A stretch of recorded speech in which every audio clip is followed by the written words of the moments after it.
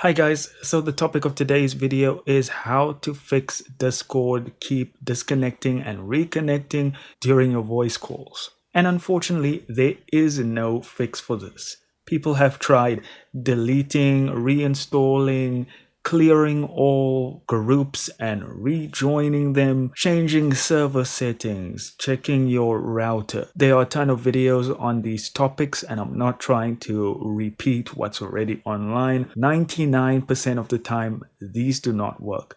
This is a problem on Discord side. It gets fixed with updates and then it gets broken again with whatever the next update is.